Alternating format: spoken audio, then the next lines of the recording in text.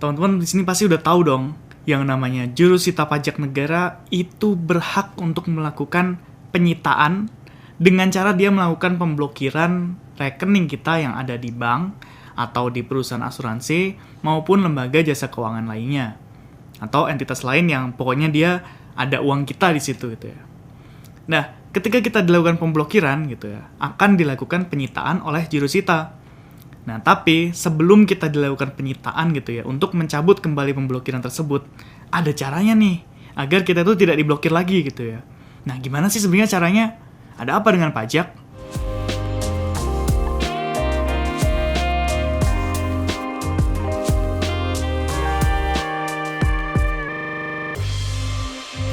Jadi ketika nih, kita pahit-pahitnya telah dilakukan pemblokiran gitu ya oleh jurusita, rekening kita diblokir gitu, nggak bisa dipakai, pemblokiran tersebut itu bisa dicabut gitu ya dengan beberapa kondisi. Nah, apa aja sih kondisi tersebut? Jadi pertama, ketika penanggung pajak gitu ya kita itu membayar utang pajak dan juga biaya penagihan pajak yang menjadi dasar dilakukan pemblokiran dengan menggunakan harta kekayaan penanggung pajak yang telah diblokir sesuai dengan tanggung jawab penanggung pajak. Dan yang kedua, penanggung pajak melunasi utang pajak dan biaya penagihan pajak yang menjadi dasar dilakukannya pemblokiran sesuai dengan tanggung jawab penanggung pajak.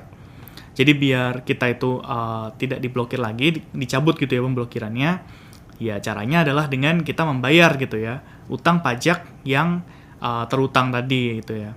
Jadi sebelum dilakukan penyitaan, kita sudah bayar duluan nih agar kita tidak diblokir begitu.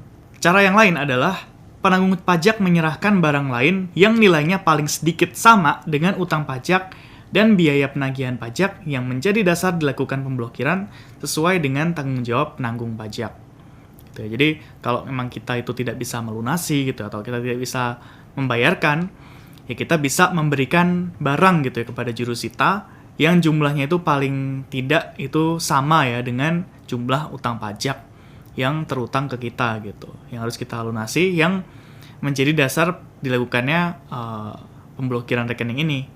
Cara yang lain adalah penanggung pajak dapat meyakinkan pejabat dengan membuktikan bahwa dalam kedudukannya tidak dapat dibebani utang pajak dan biaya penagihan pajak.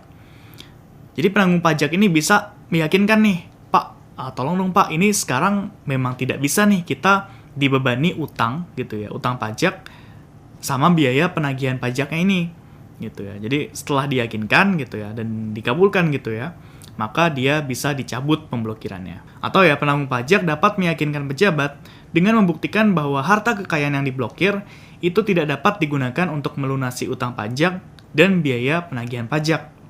Gitu. Jadi perlu diyakinkan nih pejabatnya tadi bahwa penanggung pajak ini tidak dalam posisi di mana dia itu bisa diberikan bisa melunasi utang pajak dan juga biaya penagihan pajak yang tadi. Atau yang memang rekening yang diblokir tadi itu tidak bisa nih untuk digunakan untuk melunasi utang pajak dan biaya penagihan pajaknya.